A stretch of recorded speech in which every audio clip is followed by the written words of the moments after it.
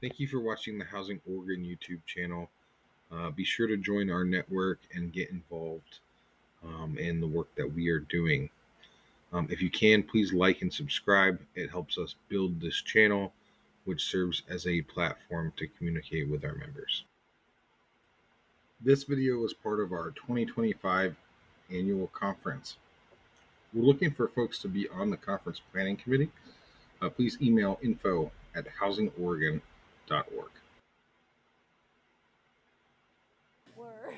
Post lunch. Do you want to do a little stretch before we begin? We can do a seated stretch if everybody can just raise their hands. Do a circle. I definitely carry a lot of tension in my arms, so more for me. Okay, we're ready. Well, welcome everybody to this homeownership development session. I'm Talia Concravis, who's she, her pronouns, and I'm the Assistant Director of Homeownership Programs at OHCS, Oregon Housing and Community Services. We're psyched that you're all here to join us today to talk about one of our favorite topics, homeownership development. And we have a couple goals of this session where we're trying to pack a lot of different things in. So the first goal is for you to learn about some of the resources available through the state to build affordable homes for purchase. So you know what's available, and hopefully we can demystify some of the process of accessing those funds with the caveat that we're still creating the process to make it more accessible, so this is a great time for you to ask questions and share some input. The second goal is to have you not hear it from us, but hear from some experienced developers that we get to share this space with today, and we're really excited to have these folks talking about homeownership development and share their insights accessing LIFT, which is the main resource that we'll be talking about, and have you learn from them. And the last goal is we're really hoping we have time to hear from you and have you direct your questions and experiences and hear from each other. So we're trying to pack a bunch in. The way this will work is Jessica is going to do a quick overview of LIFT just for those who are not familiar with it. Then we're going to move into a panel and hear about just some different experiences. And then you'll hear a little bit more about our homeownership NOFA coming up. And then if we have time, we're gonna do some interactive table activities. So stay tuned for that. And just before I pass over the mic to Jessica, I just wanna do a quick poll. Who here has accessed local innovation and fast-tracked funds, homeownership funds before? Okay, a couple. Okay, great. And who here is thinking of accessing them either this year or next year? All right, great. And who here has accessed LIFT rental funds before?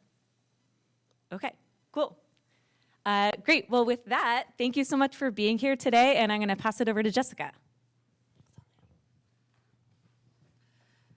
Great. I'll just repeat what Talia said. Thanks so much for being here today. I'll just kick things off with just a quick bit of context. Do I just click this button? Yeah. All right. So you're going to hear the word LIFT a whole lot today. And what LIFT is it's basically the bread and butter of our homeownership development funding programs.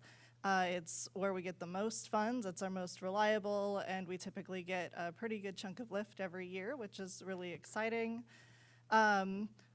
LIFT is funded with Article 11Q bonds. They typically, those are typically used to support capital costs like roads and bridges and the Capitol building, but there is a certain pathway that we can use these funds to support homeownership, and that's through gap funding for shared equity homeownership projects.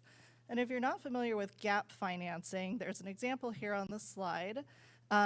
Say you're building a house and it costs you $540,000, but to support a low to moderate income household, they can really only pay $290,000. So there's a $250,000 gap of like, where's that funding gonna come from? And the goal of LIFT is to fill as much of that gap as possible.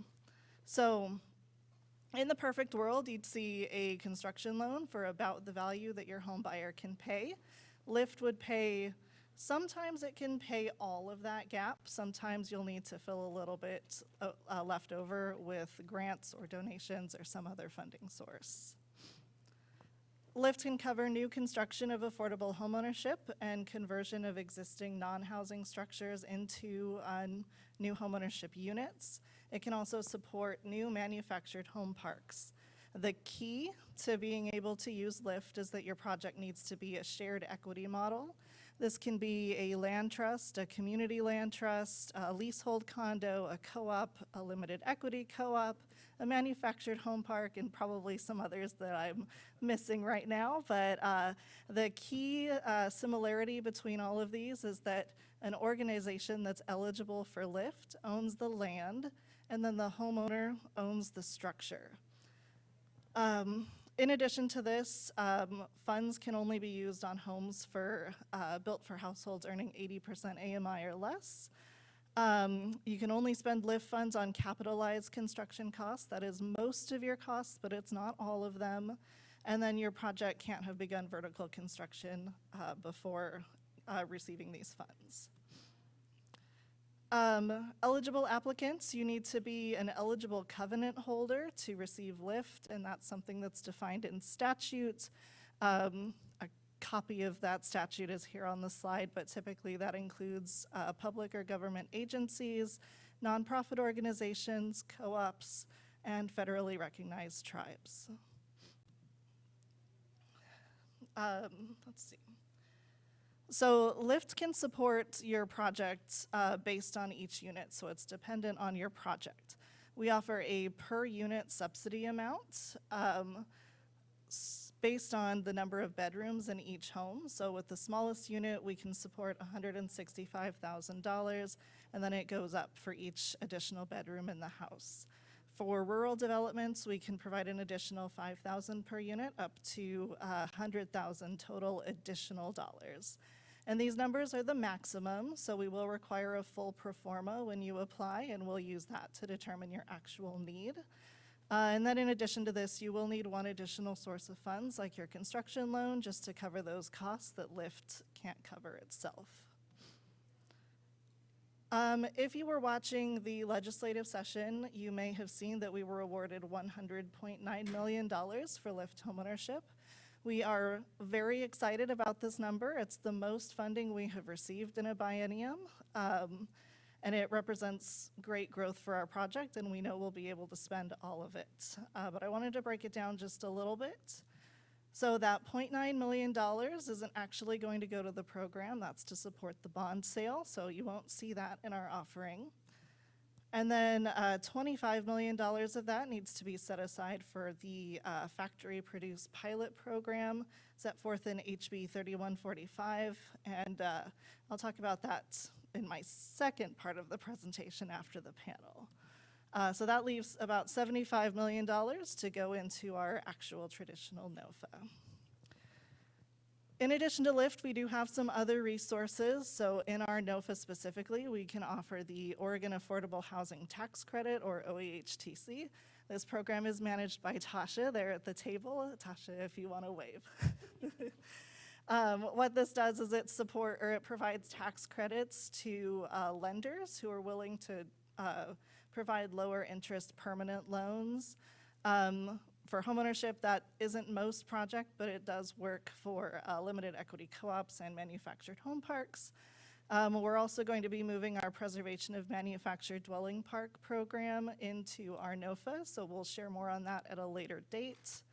And then this year we'll be offering a small pilot pre-development loan program. And again, this is something I'll cover at the second part of my presentation as well. Other resources at OHCS include the land acquisition program, which provides rapid access to funding to purchase land in a competitive environment, and then the Moderate Income Revolving Loan Fund, which provides grants to developers in partnership with cities and counties based on the increase in tax revenue. And that's it for me right now. I'll hand things over to Talia to run our panel. Thanks, Jessica. So enough hearing from us. We really wanted you to hear from developers who have used the program and are actively building and have built homes through LIFT. So I'll have everybody introduce themselves, and they have a multi-part introduction question. So your task panelists are to share a bit about your experience with homeownership development, describe a project that's received LIFT funding, and what did you have to do to be prepared for this funding? What do you wish you had known before applying? You know, just a small question. And Amy, if you don't mind kicking us off.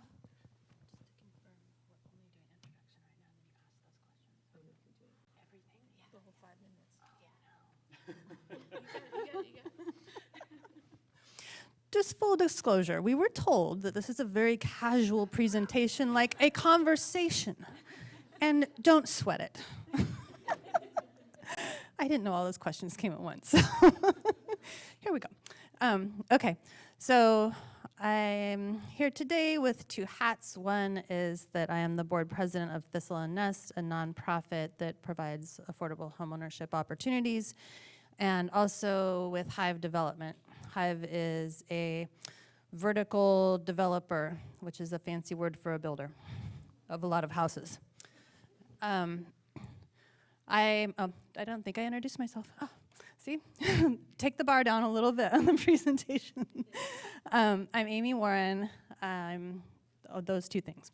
I have had 24 years in the construction field of one capacity or another, and founded the first community land trust in Bend in 2014. Thistle and Nest itself was founded in March of 2023, so we are young but fierce.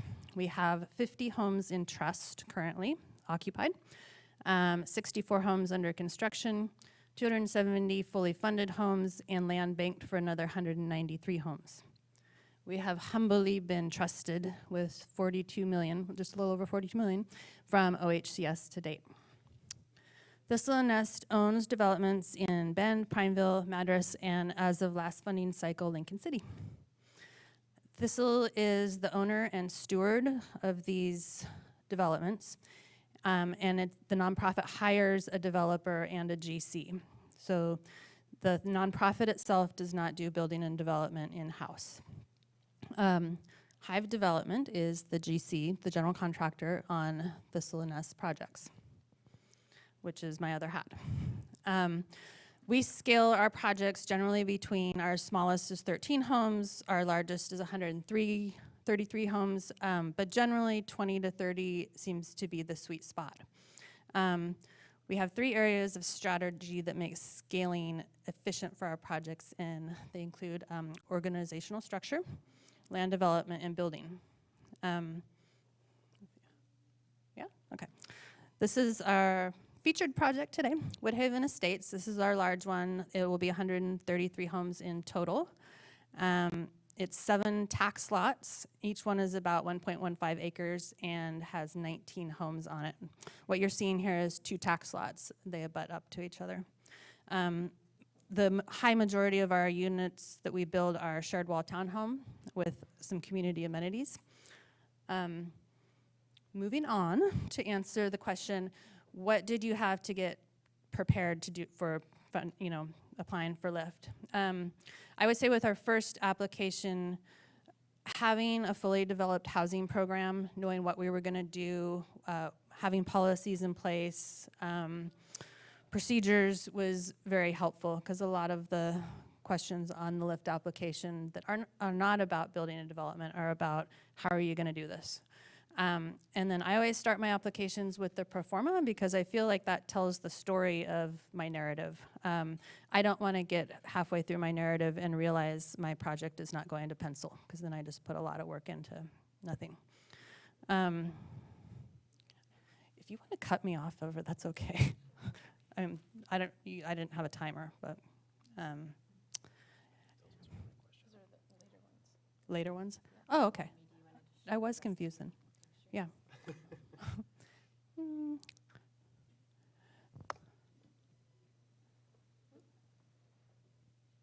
maybe.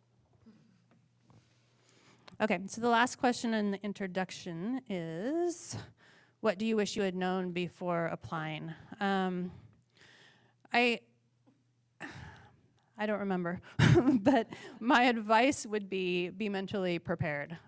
It's a big lift, and no pun intended, but I get mentally prepared.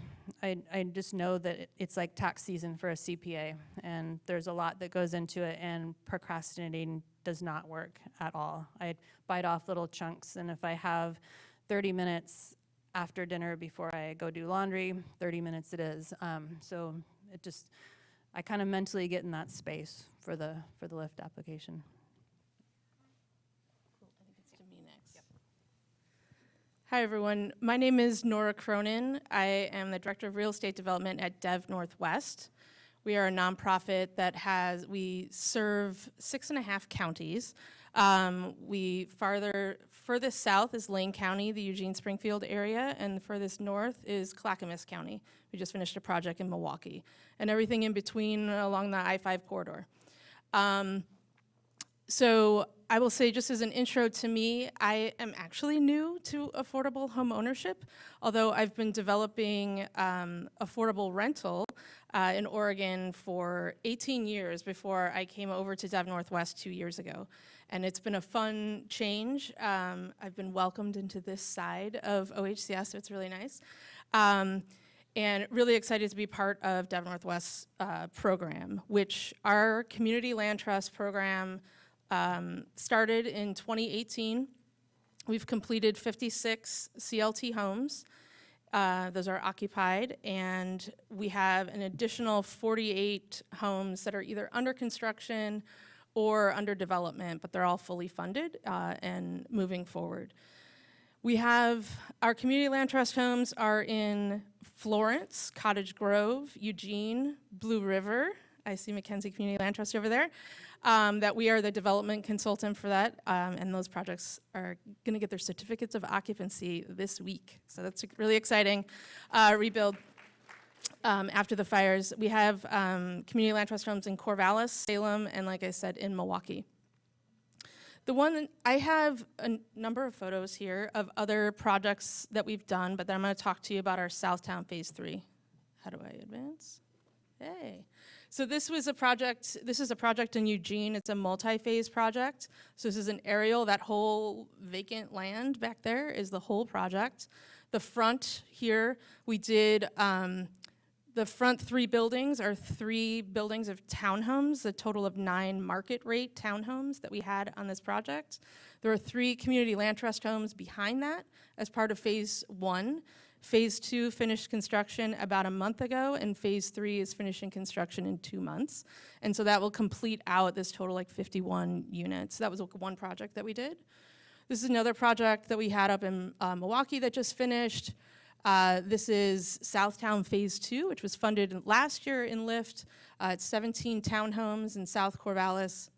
And the one I'm going to talk to you about today is Southtown 3, which is our 3rd phase. So Dev Northwest purchased an almost 8-acre piece of property in South Corvallis many years ago, and needed to come up with a huge kind of development plan for the project. We started kind of in the back of the property with affordable home ownership. This phase 3 is our last and final phase of affordable home ownership, and then will come affordable rental. And on the main drag, we're going to be doing some commercial development. So it's a big kind of forward-thinking from maybe 10 years ago. I can't remember when we bought the property, and this is really exciting. So we just got funded on this phase 3 in this past LIF round. This will be 11 homes, townhomes. All of our CLT are affordable to 80% AMI. These will be 3-bedroom, 2-bath homes, private yards, off-street parking. And what we did to apply for LIFT was we copied and pasted our application from Southtown 2 and Southtown 1. So that's the end of my presentation. That is true, a little bit. But in order to apply for LIFT, I mean, she hit on it already, you need to have a fully formed program. You need to know how your homes are going to be sold and who those home buyers are going to be. ahead of time. You need to know, you need to have your plan, your site plan. You need to have already been engaged in architects and civil engineer and land use and understand the whole city process and how long that takes, and a pretty detailed budget, a pro forma that works, environmental due diligence, a bunch of things. We were lucky when you do a multi-phase project that you're applying to the state for, all of that due diligence was already done on our first couple of projects. And so it was easy breezy submitting a LIFT application, which is totally a lie. But I think what worked really well for us is that we really understood the city process. And I guess my biggest thing in applying for LIFT funds is I always look at what are the deliverable timelines, that they have pretty clear timelines of when you need to close on funding, when you need to start vertical construction, and work backwards, right? What do you need to have in place in order for you, when you get your award, to close in 6 months? You need a lot, right? And I think understanding whatever jurisdiction you're working in, understanding their process. Hopefully you're not doing subdivisions like I do, because they take a long time. But if you are, is like understanding how long that process takes to see if you can meet OHCS deadlines. Sometimes that would mean, like, we don't put out a ton of money before we submit the LIFT application, but it is walking an interesting line of how much money are you willing to invest or risk to be ready to meet timelines, to be ready for the application. The other thing is just having very realistic cost estimates, because you're gonna have to close really soon. You can't really afford to just have a conceptual estimate and then you get further in design and realize you didn't know you had to extend utilities, et cetera. So having that pre-application meeting, or whatever it's called in your jurisdiction, really understanding how fire is gonna access the site, et cetera, what infrastructure is, what that's gonna cost. The other thing is, most of our projects have not just been construction loan, sales proceeds, and LIFT, right? There's always another gap funding source, and having that in place. Also having letters of interest from your construction lenders. A lot of them aren't used to LIFT funds. I would say when I came over from the rental side, I had called up a bunch of the construction lenders I had worked with in rental housing saying, hey, can you get us a deal for a construction loan? And they're like, well, we're not touching homeownership. Go talk to the homeownership people. Thankfully, Dev Northwest had relationships with construction lenders on previous projects and had gotten comfortable with the LIFT funding documents, which are not easy to swallow for some lenders. And so it's nice when you get those is to make sure that they're happy and you build those relationships. So having that in place. What else did I want to touch on? I think too, for Dev Northwest, and we have a big, extensive internal community land trust team. We have, so I'm in the real estate development department. We have a couple of project developers, support staff, finance. We also have our homeownership education portion of us. We have our sales team. We actually have an in-house realtor, which is a new development for us over the last year and a half, 2 years, which has been fabulous. Our director of housing operations, our CEO, and having this team that meets every couple of weeks. I have them at the table when we're looking at, we're thinking of doing this project on this site with townhomes, et cetera, and having everyone completely bought in at the beginning and voicing opinions on, I don't think that's the market in Corvallis. I don't think we can get that. That's not what we're seeing from our education, that people can afford it. And really pulling that internal team together. I make them all write parts of the narrative, but also just making sure that that program is super solid with buy-in of your entire team before you apply for LIFT.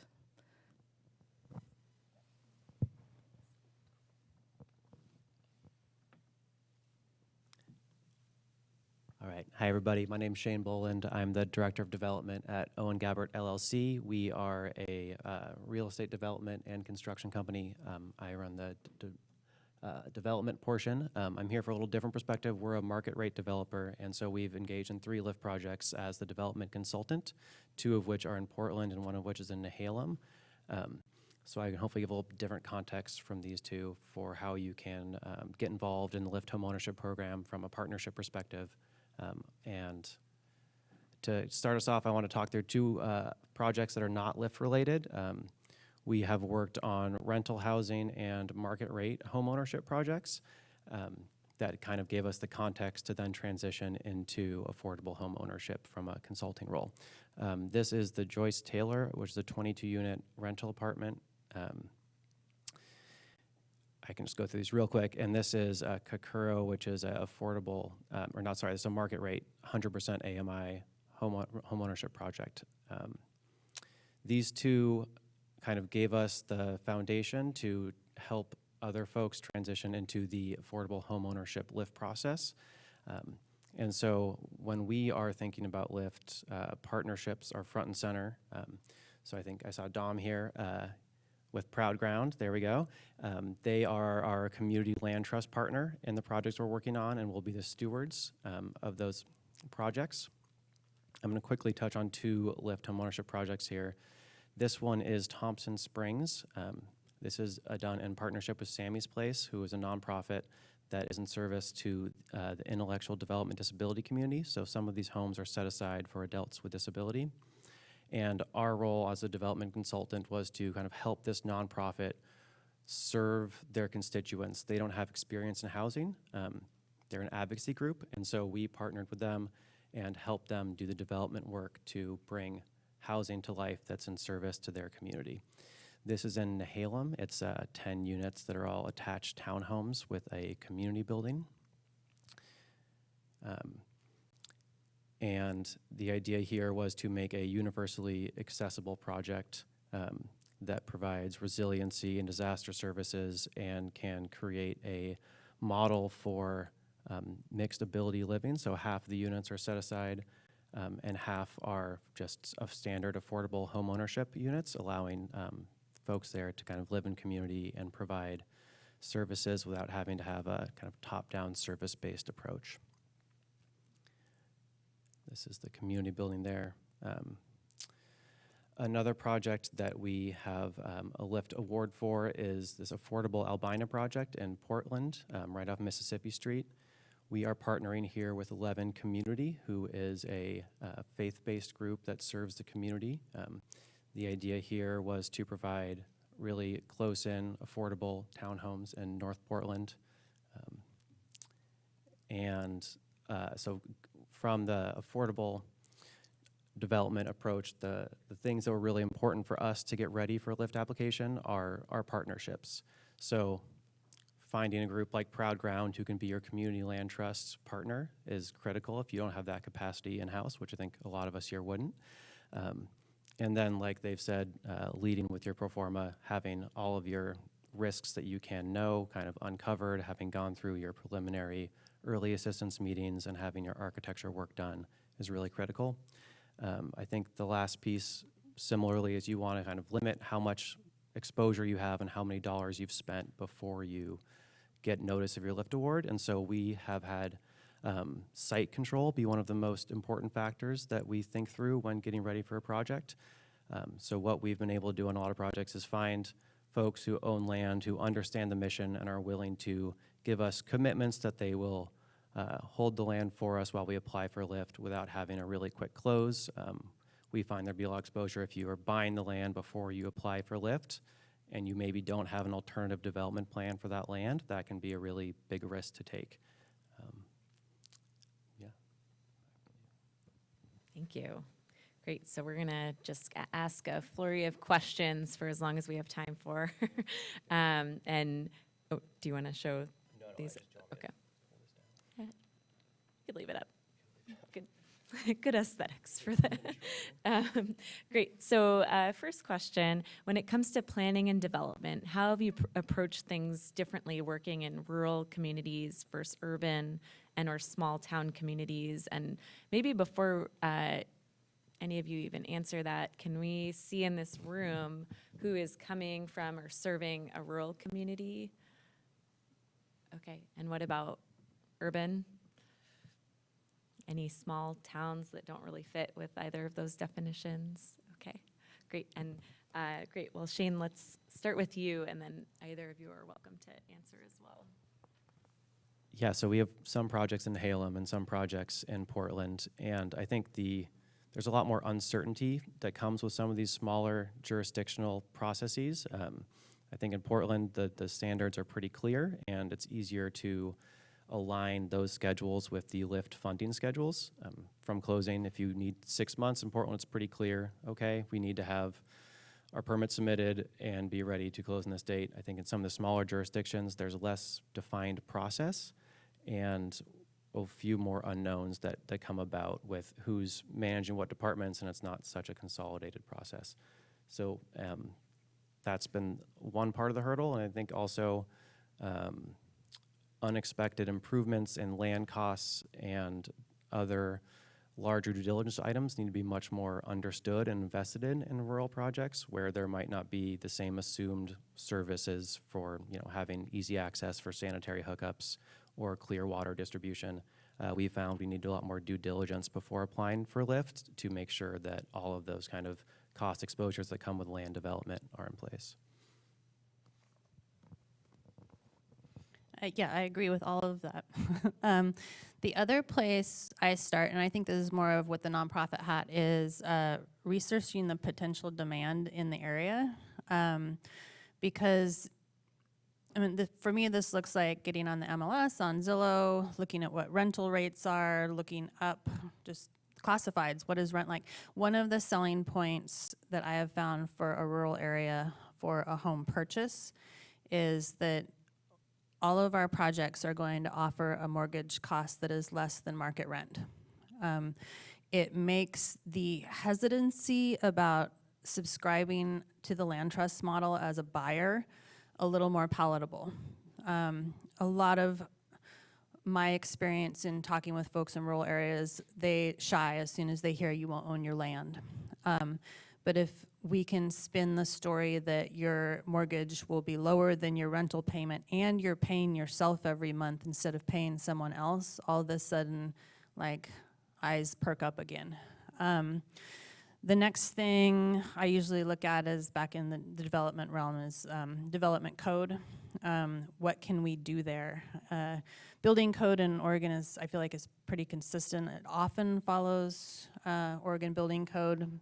Everything's up for interpretation, but development code from jurisdiction to jurisdiction and what we can do varies quite a bit. And then the last thing we look at is the building size and design and how that's going to affect our footprint and density. We've found that generally rural areas prefer larger homes, where our homes in Urban Bend, we have a lot of single individuals who are interested in purchasing a home, and the homes don't need to be quite as big.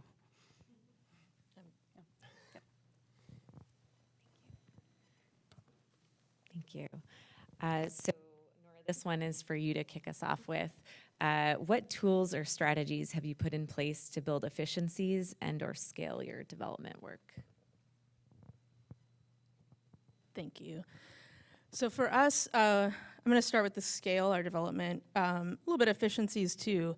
It's about 2 years ago, we stood up an affiliate nonprofit general contractor to Dev Northwest. They're called Neighborhood Building Corporation, NBC. Quick plug, we have a booth out there. And for any developers, even if you're doing like smaller projects and you want an affordable nonprofit general contractor to do some of your work, please go talk to them. Up until this moment, they've only been doing general contracting work for our projects. And we wanted to get a couple of years under our belts and that general contractor arm before we would then kind of reach out and be able to provide that kind of affordable, specific to community land trust homes. They understand the model and the mission, and they're really aligned with it, builder. So if you're interested in that. But that is one of the biggest ways that we've been able to build efficiencies and scale in our development. They're at the table super early with real pricing, live estimates all the time, gut check things in meetings, which is really, really wonderful. Super transparent on communication and costs, very mission aligned, a lot more control on long lead time items, and the quality loop at the end is like stuff that comes up in more, kind of the first year warranty stuff. No, it just goes right back into making sure that we're not doing those things or using those products initially. Not everyone can have their own general contractor affiliate nonprofit, but that is something that has worked really well for us. Other efficiencies is just using repeatable plans and a standard like spec list of do not change. These are the things that are absolutely going to be in our spec all the time. These are the things that maybe if we can do upgrades or if it's a specific kind of project that we would do, but really relying on repeatable plans. We're not relearning those. We've actually spent some time to develop a color palette for exterior painting. I mean, you all have done some development. You know how long those conversations go about picking paint choices. You do it once. We have a book, Mix and Match. That's been really efficient. That seems like a weird thing to mention, but it does. It has saved a lot of time for us. We've created standard and really dynamic performas that you enter things and they update all the things. Spending the time to be able to do that has helped with efficiencies and scale later. Lots of checklists, schedules that are repeatable from project to project. So especially me as the director, and I've got several project managers, is being able to like know where to get the information, and it's all being kind of reported in the same way. We also, because we develop in multiple counties and jurisdictions, we're keeping a list of what the timelines are and who the contacts are for each jurisdiction, because every subdivision, public improvement projects, building permits, they all have different timelines and different ways they want to do things, and learning from it and not relearning those same kind of mistakes, but because the timeline is so important, is really dialing that through. We also have, with our internal team, just like really simple work processes for collaboration, and our CLT team meetings. We also have while we have the same general contractor we use for all our projects, is having on-call architects and civil engineers that we have vetted. We have standard architects and civil engineers and surveyors that when we need to move really quickly to kind of do feasibility on a new project, that we have those at the ready. They're trusted partners who understand CLT. And that comes with time. And as I mentioned earlier, the lender partners as well.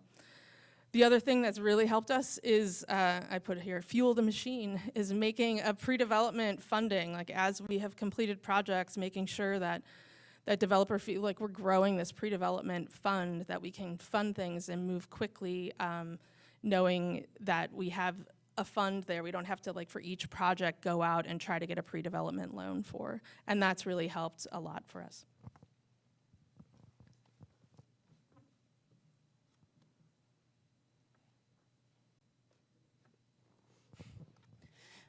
For efficiencies on our end, we start with the horizontal development or the land development. And I think the thing that we focus on the most, that is the most helpful, is that we do little or no subdivision. So I wanted to bring up that picture up there because we have 19 homes on one single tax lot. It's a multifamily zone property. We build them as a duplex, but we end up selling them. So by not subdividing, or selling them individually, by not subdividing, it reduces our infrastructure costs quite a bit and also saves the homeowner often time and money. One example is some utilities in one of our rural projects. The water is all billed to the nonprofit, the one water meter. Because of that, we don't have 20 connection fees. Those aren't terrible, but $10, $15. And they also give us a better water rate because it's a bulk water rate. So we just bill out the water on a prorated basis. When we get to vertical development, we use a building system called ReadyFrame. We've explored other things as well, but ReadyFrame basically comes as a pre-cut framing pack. Our framers can throw up a duplex in about 2 weeks because they're not cutting. Everything comes with instructions of where to put it. It's just like putting together an erector set or a Lego kit or something. We go out for a lot of bulk pricing, in-kind support, and incentives to keep our pricing down for building. And we build our homes with shared wall construction for a couple reasons. One, because a duplex of 2, it keeps us under the building square footage that has a lot of multifamily requirements. So we're not having to sprinkler units, there's a whole, if you get over 4,000 square feet, there's a whole bunch of requirements that kick in, so we do that. The other nice thing about just doing 2 is there's not a middle unit that's sandwiched with no windows, and everyone gets a side yard. On the organizational model side, we have very low overhead. Thistle Nest is actually board run. We have 0 employees. We partner for a lot of our services. An example is that we have 3 realtors under contract, all provide different types of real estate services. One of them is very heavy in housing coordination. And she, for an example, in June, we had 28 homes under contract, and she worked 34 hours that month, billed out 34 hours that month, which is super low. That's like not even a week worth of full-time work to run the homeownership program. But one of the things that allows us to do that is we have a lot of templates. We get asked, I'm sure, as you guys can imagine, the same questions over email over and over, and instead of doing a different response every time, we have pick this email template, customize it, picks this one template, customize it. And she also uses videos. We prefer to invest money in technology up front to save money on the back end. So a couple examples of that is we have a full walkthrough video of our land lease. We also have full walkthrough videos of our homes. So when someone gets into a new home, and during all these exciting times, you don't remember details of a land lease or how to change your HVAC filter or any of this stuff. So they have these tools long term, in addition to having a virtual buyer packet full of all their manuals and documents and everything, that really reduces work on our end long term. Our real estate services providers are experts in the CLT model, but we contract out a lot of things: education, homebuyer education, income verification, marketing, accounting, outreach, making our work internally really a lot of oversight and efficient. Great, thank you. You touched on some of the next couple questions too in that answer. So Shane, let's go to you. Can you talk about some of the successful partnerships you've built to make these projects happen? Yeah, so partnerships are kind of the keystone of our development practice. So I touched on it earlier, but having a strong partnership with whoever is going to operate the model that you're working with. So in this case, all of ours are in community land trusts, but whether that's a community land trust or a co-op, or however the long-term ownership of the projects will be stewarded, I think is probably the most important partnership you can enter into, because that's how the units will need to be brought online and maintained going forward. And so we also, as a market rate developer, are acting as a development consultant in conjunction with a nonprofit on our LIFT projects. And those partnerships have taken kind of 2 forms. One is a very direct consulting role where we are brought in to support a group that already probably has land under contract and a mission, and we help them throughout the development process, but are ultimately acting in a fully consulting role and not making a lot of design choices, and really kind of helping them through the process and stewarding them forward to get to the place of providing housing for their constituents. The other way we've taken on partnerships is in much more of a direct partnership, where we act as the development arm and we bring in a nonprofit partner who is managing outreach. We're targeting folks in their community, but the decision power is much more split, and we're kind of working in conjunction to bring housing through the process, and we are working with them instead of kind of as a fully consulting role. So those are the 2 ways we've structured partnerships for the homeownership program.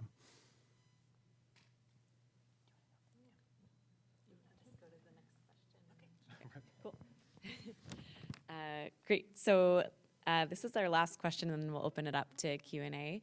But once construction is complete, so I think you've all heard reference that all of these folks are using a shared equity model or partnering with an entity that uses a shared equity model. I'm trying not to use CLT because that means a lot of different things in this space, but many community land trusts. And so once construction is complete and homes are sold, it's not over because there's an entity that stays involved. So what are things that you need to think about when it comes to long-term stewardship that you need to plan from the start before the homes are even built? Thank you. So at Dev Northwest, we see the long-term stewardship as a partnership to protect homeowners' equity, bottom line. So we start with really clear rules with homeowners. We have a great welcome packet when they come in.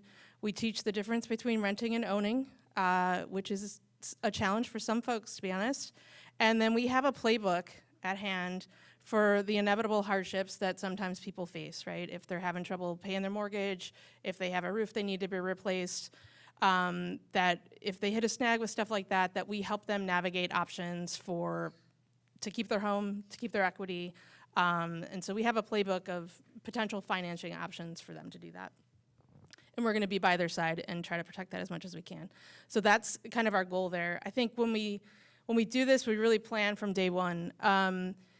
When we're developing projects, we try as much as possible to not have any shared space that the CLT would have to maintain, that we're trying to kind of separate these lots and sell off to people and have them protect or have them maintain their lot on their own. But there's always some shared space. And so being really understand what that is and what the true costs are gonna be to maintain that over time and making sure that you've structured your land lease so that it can afford that. And sometimes there's still a cost that will come up at the very end that you didn't know you needed to maintain, and so you're trying to figure out how to afford that long term. I'm looking at Jessica because we had a recent thing at our Milwaukee project. But when we're engaging with homeowners is like really getting them to understand the ground lease terms, the resale formula, putting that, the ground lease is 45 pages, but putting that kind of in a 1-page or 2-page thing that it's like real basic, plain English for people to understand what they're getting into, and having a clear responsibility map with folks, what the owner for sure handles, what the CLT handles, and what's shared between neighbors perhaps in a project. And if there's shared elements like party walls, driveways, utilities, whatever that ends up being that we're gonna record, really think through at the very beginning of the project what those maintenance and or access agreements would be with the kind of cost split rules and stuff. We wanna set homeowners up for success. It's a really cool idea that you guys do videos. I am making a mental note because I think that's a great idea. We do the standard welcome packet as something we could hand them and they can reference later, so it's still this like the onslaught of information when you first sign the gazillion papers. But we have, what are the finishes that they have? What are the paint colors that we painted their walls so they know how to easily be able to touch that up? O&M manuals, what are the energy efficiency features in their home? And then a simple kind of like site map or lot map for them to understand where their lines are and or if there's any restrictions. A lot of our projects do have restrictions on fences, like how far they can actually put a fence if they were to put any fence in.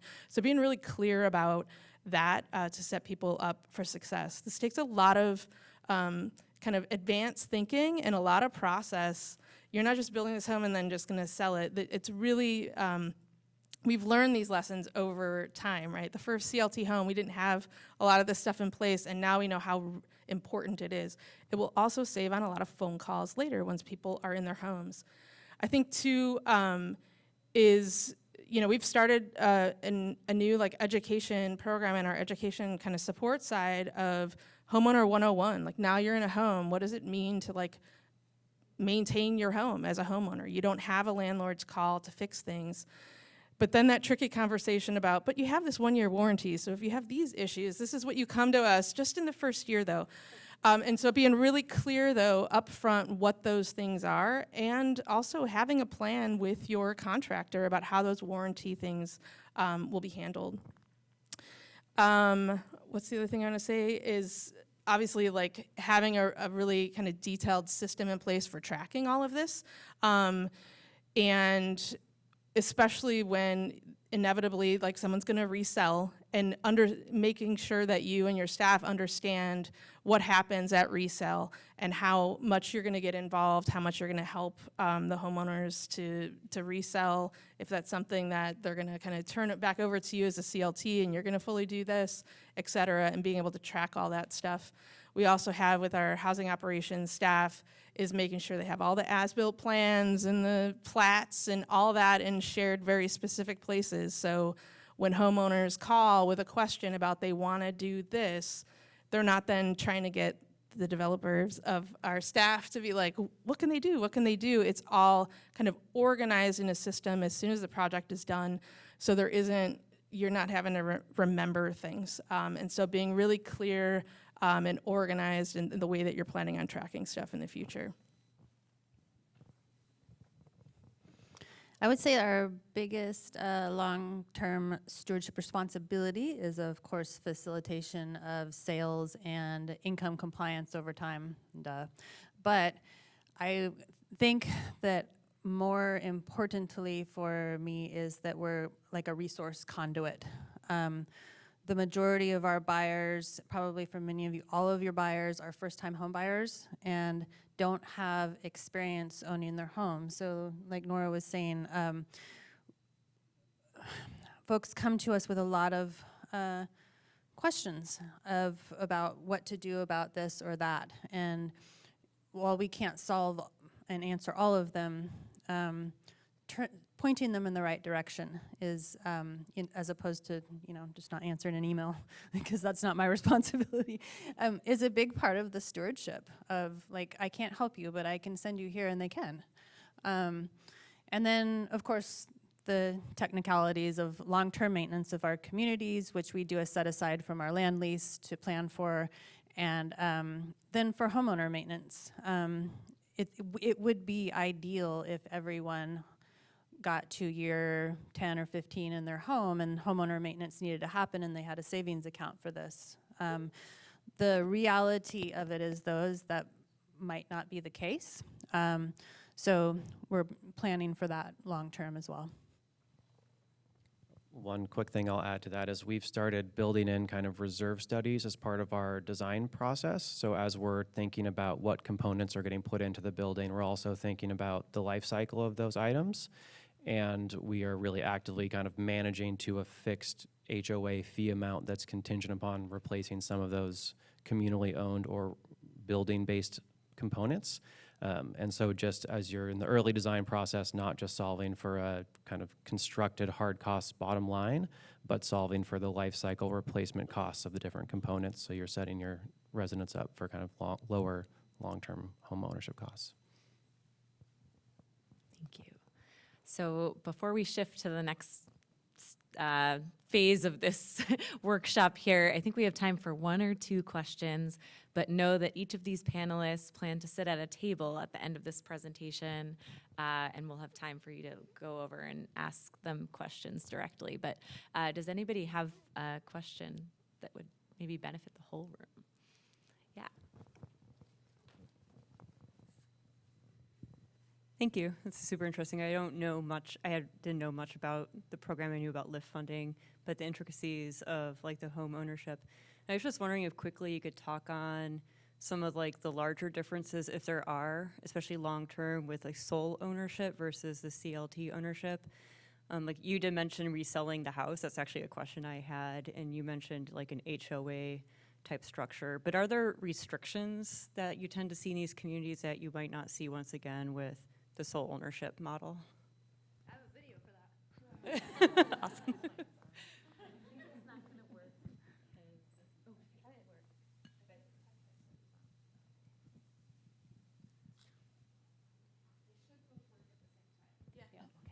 Talking about the video, but yeah.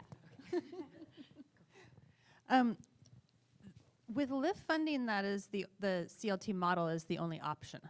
So some of us have just the land lease fee, and some of us have HOA and land lease fee. But all homes under a land trust model have regulations around resale, particularly with income. Yeah, and that's pretty much it. I think, I think the reason for it, I'm going to get in the head of the legislature when they pass this, right, is if we're going to make this significant investment into affordable homeownership, we want it to be long-term affordable homeownership. So there has to be that restriction there, and there has to be a nonprofit attached to that restriction that's going to make sure that they're under compliance. Did I get that right? In the long term.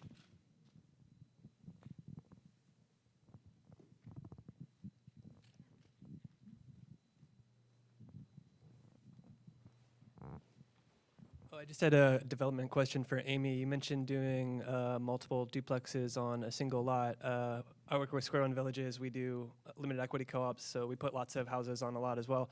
But my understanding with single-family home ownership was that you needed to kind of do that subdivision process so that your home buyers could qualify for conventional mortgages. So how are you getting around that, I guess? Well, I was unaware there was a problem until Nora told me, so apparently there's not a problem for us. Okay. We, for the legal description, when one buys a home, we have a surveyor come in and create a legal description around each unit. So it's their backyard, front yard, side yard, and the legal description for the land that they lease, it never gets pinned, mind you, it never gets a final plat. But for the legal description for the land that they lease is in their mortgage document as the legal description. It's the dwelling within this here. And that eliminates the need for an HOA or for a subdivision. Great. It's a beautiful thing. Okay, thank you. Not according to our attorneys, but it is good for you.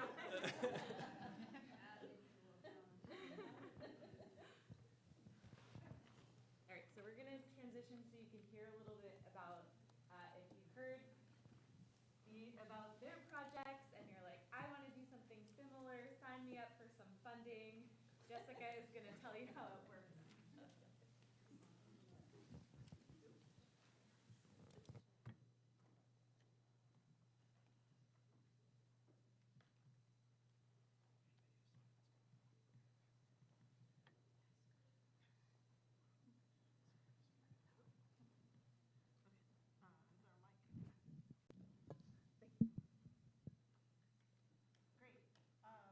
And before I really get started, how about we give a quick round of applause to our panelists?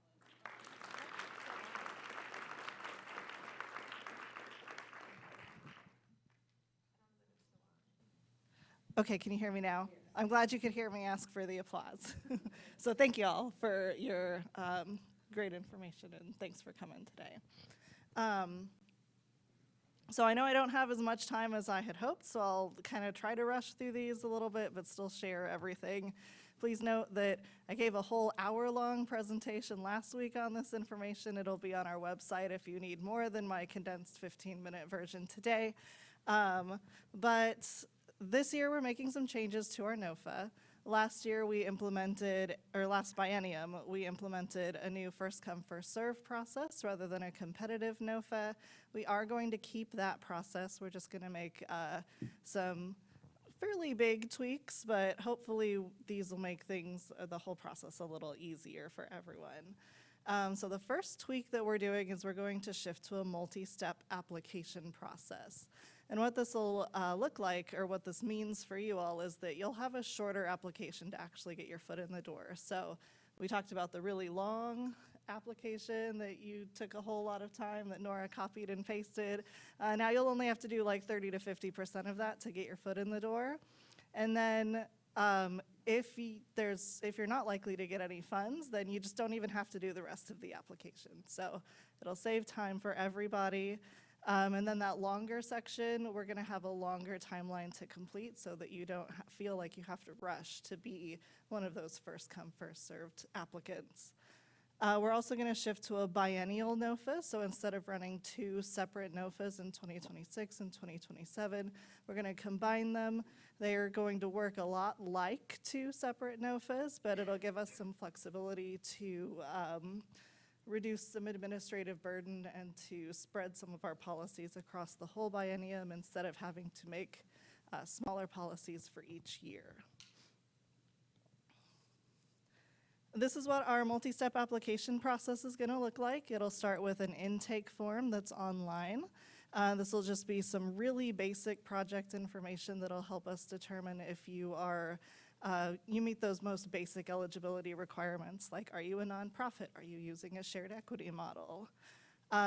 Assuming that you meet those eligibility requirements, we will invite you to our Procorum Work Center, which is where we accept your application and all of your different project documents.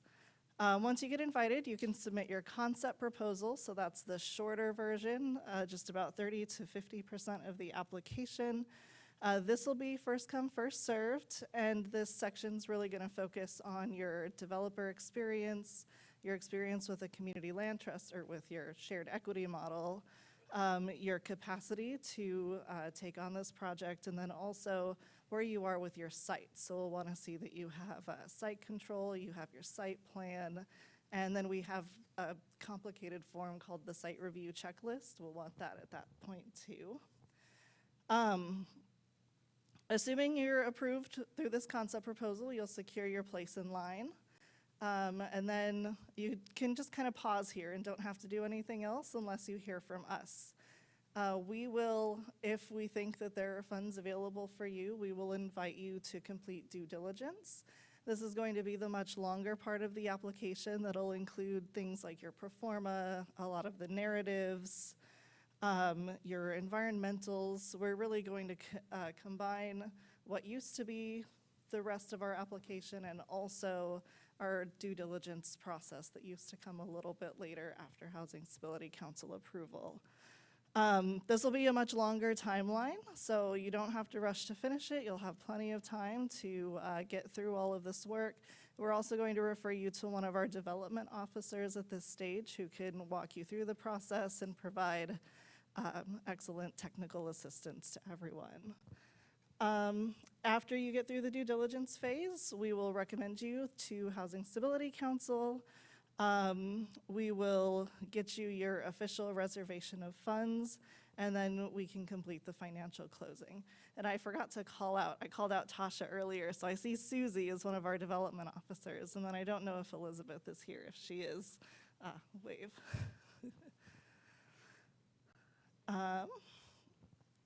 All right, this year we're going to be a lot more strict about deadlines. We were very oversubscribed last year, and we anticipate the same happening this year. So at this point, we need to ensure that we're funding projects that are actually ready to go now and not ready to go next year. And those projects that are ready to go next year should come in next year, essentially. So concept proposal, we will be accepting those until April of 2027. If you don't meet that timeline, you'll just have to wait to apply in 2028. The due diligence will have two deadlines based on which year you're funded. So if you're funded in 2026, your deadline will be November of 2026, and then if you're funded with the 2027 funds, your deadline will be September of 2027. And this one's a big sticking point. You'll need to be making regular progress on this. We won't be okay with you waiting until, October of 2026 to get started. So just make sure you're making progress on that, and then if you're not meeting that deadline, we will take you back to the back of the line and move the funds to the next project that's ready to go. And then closing, we'll have specific deadlines based on which year you're funded, and that'll be a hard deadline, and we'll rescind funds if you're unable to close at that point. Another big change is we're moving to this biennial NOFA. I said it'll work a lot like two separate NOFAs. So in January of 2026, we're going to release half of the funding that we have available. At this stage, anyone can submit an application. So 2026 and 2027 projects will be welcome to apply. We'll just take the 2026 projects to refer to the due diligence stage, and then your 2027 projects will kind of go into holding for the next year. These will be secured on a first come, first served basis. In September of 2026, we'll release the second pot of funds. And I want you to imagine if we had actually two separate NOFAs, but they had the exact same application, the same the same process and everything. What that would end up looking like is any 2026 project that didn't receive funding will already have their application done, and then on day one, they'll just submit that application. Any new 2027 projects will know that they won't be able to compete with the 2026 projects, so they will feel obligated to complete their application in advance and also get that in the door day one. So we're just kind of removing that administrative burden, and we'll take any approved concept proposal that hasn't been recommended for due diligence and just roll you over into the 2027 funding cycle. While this will technically be a first-come, first-served process, in practice, it'll probably end up being a tiebreaker for all of those day one applications. So we're building out a more strict process on how we'll handle that, a more transparent process. I got a quick warning that we're actually approaching the end.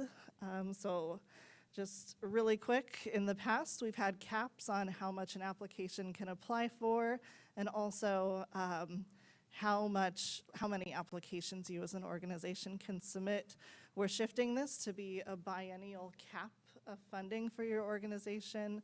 So what this means is that you can apply for a much larger project than we've allowed in the past, or it can mean that you apply for multiple small projects, which we haven't allowed in the past either. So it gives us a lot more flexibility to better serve your individual pipelines. And I won't dig into this screen just because we're a little short on time, but we do have 3 different tiers of what those caps can be based on your experience.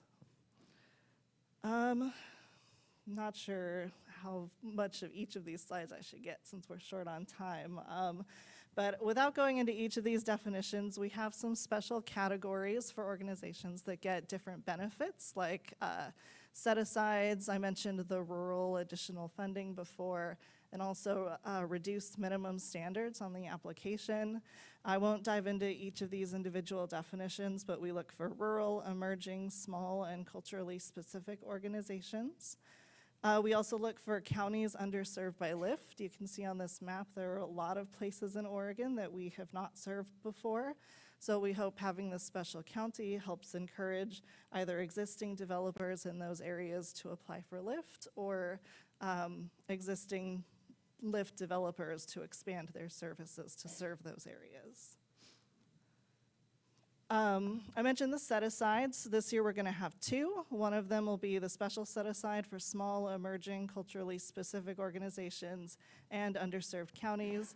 That'll be 40% of our funds will be set aside for those specific organizations to make sure that they have space to compete against our larger, more experienced developers. And then the remaining 60% of our funds will be available to everybody. And then those categories will remain until April of 2027. Really quick, I mentioned the factory-produced housing set-aside. That was required in House Bill 3145. OHCS needs to set aside $25 million in LIFT funding to support factory-produced homes.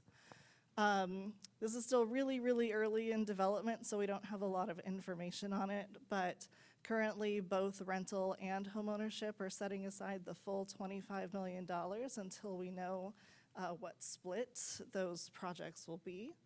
If you're interested in these funds, you do need to apply through the appropriate LIFT channels, and you do need to be eligible for LIFT. So if you're a homeownership project, you'll want to come through our NOFA, and if you're a rental project, you'll want to go through the ORCA. And then we'll have more information on this at a later date, of course. A new pilot revolving pre-development loan program that we're working on. We kind of dug through the couch cushions and found enough funding to support, we're hopeful, 10 $50,000 pre-development loans. We're really excited about it. We're limiting that to just rural, emerging, small, and culturally specific organizations, just because there are so few of them available. The way we see this working is that you'll apply for your concept proposal stage, so that shorter application, and then if we refer you over to due diligence, we can give you this loan. You can use these funds to pay for some of those due diligence tasks. And then when you eventually close on Lyft, you can repay this loan and we can revolve it to the next organization. Just a couple of other quick changes.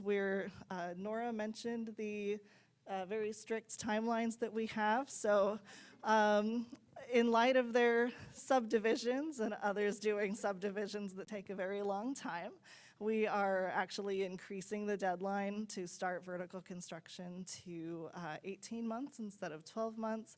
This does not impact the 36-month deadline to have everything done. We're adding required escalation and contingency just to cover economic uncertainty. And then we're increasing the developer fee that we allow partners to take out of their development projects. But we are rolling development consultant fees into that. So if you hire Shane to be your development consultant, you and him have to split that money. And then, yeah, just to finalize, we are going to have a partner call on October 9th. We'll talk about our final NOFA plan, and then, like I said, we'll have a recording online of last week's presentation that has a whole hour of what I just shared to you, so it goes into a lot more depth. And then in April, we're excited to share that we're going to host a land trust practicum or a land trust training course. This is in partnership with Habitat for Humanity Oregon. It'll be a 3-day in-person training in Sisters, Oregon, and we're really excited to be a part of this and to support both new and experienced CLT partners. And I know we're almost completely out of time, so we might not have an activity. Yeah, we're almost out of time, but we all will stick around. So if you have questions for Nora, Amy, Shane, Jessica, anyone, we'll each go to a table, and so we can talk for a little bit longer. But for those of you leaving, thank you for coming, and thank you so much for our panelists. Yeah, and if you're leaving with more questions, please contact us. We're happy to share our contact info because we love talking about this.